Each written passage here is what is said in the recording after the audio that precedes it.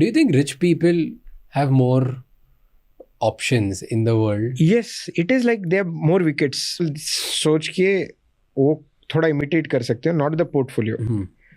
हो क्या रहा है कि वो ज़्यादा रिटर्न वाले प्रोडक्ट्स में जा रहे हैं, ज़्यादा रिस्क वाले प्रोडक्ट में जा रहे हैं, but through some frameworks they are managing that risk. जैसे मैं बॉन्ड में बताता हूँ, बॉन्ड में हम क्या करते हैं, ओनली सिक्योर्ड बॉन्ड करते हैं.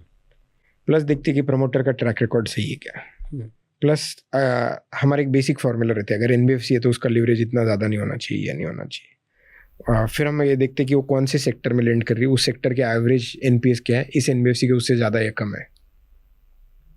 तो ये सब करके मैंने क्या कर दिया, छाट दिया पूरी चीज़ें. अब वो जो बचेगा वो अच्छा है, तो उसमें रिस्क मेरी मैनेज हो गई. उसके बाद भी मैं हम लोगों को बोलते हैं कि डाइवर्सिफाई करना चाहिए, 10 बॉन्ड्स में डालना चाहिए. तो आप रिटर्न अच्छा हाई प्रोडक्ट पे गए, उसकी जो रिस्क थी वो आपने कम कर दी. कम मतलब मैनेज कर दी कि ये अगर रिस्क प्ले आउट होती तो ये होता है, तो ये सिक्योरिटी है फॉर एग्जांपल. तो वैसे ही करना चाहिए. जो जैसे अभी इक्विटी म्यूचुअल फंड है, वो क्या करता है कि आप बोलते हैं आपको स्टॉक नहीं आता ना, एक एक्सपर्ट डालेगा, वो 10 स्टॉक में इन्वेस्ट करेगा. तो वहाँ रिस्क मैनेज हो गई कि अगर आपने एक ही स्टॉक में डाला और वही बैंकरप्ट हो गया तो प्रॉब्लम है. तो एक तो म्यूचुअल फंड मैनेजर डालता है, वो एक्सपर्ट की तरह डालता है, तो वो एक तो बैंकरप्ट होने का धोखा काफ़ी कम हो गया.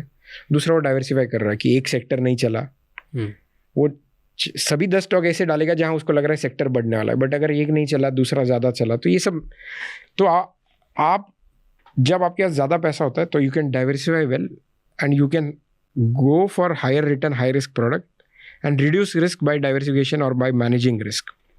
ये प्रिंसिपल है.